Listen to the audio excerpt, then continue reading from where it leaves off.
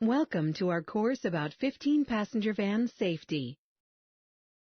After 6 years as a full-time parent, Brenda was excited to re-enter the workforce. Because she had an excellent driving record and knew the roads, she was confident she would do a good job driving a 15-passenger van for her regional airport's passenger shuttle service. During the first months, Brenda really enjoyed herself.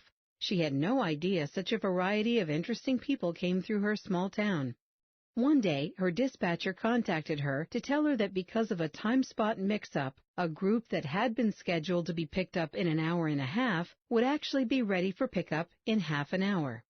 Brenda had already loaded her 12 passengers who needed to return to the airport, but at the cautious speeds she normally drove, it would take her about 40 minutes to get there.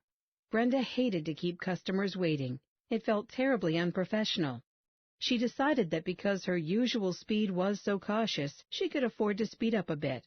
After all, she would just be driving at the same speed as everyone else. On the way to the airport, there was a scenic 2-lane road that wound through a forest.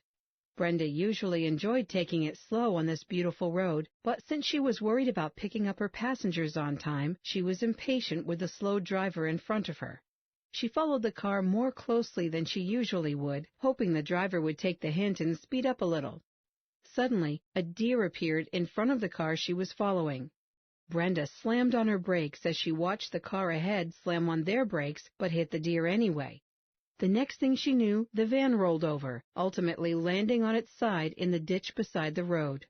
No one appeared to be badly injured, but as the paramedics attended to everyone, Brenda was still shaking with terror and guilt at getting her passengers into an accident.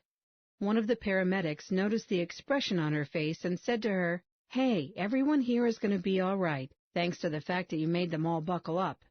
Shakily, almost in tears, Brenda said, "I've never rolled a car before." "The thing is," said the paramedic, "you weren't driving a car. You were driving a van.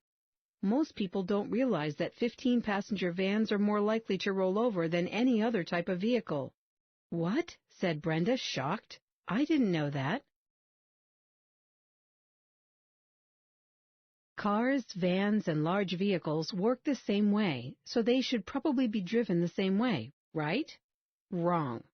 As Brenda found out, if you drive a 15-passenger van the same way you would drive a car, you are putting yourself, your passengers, and everyone else on the road at risk for dangerous accidents.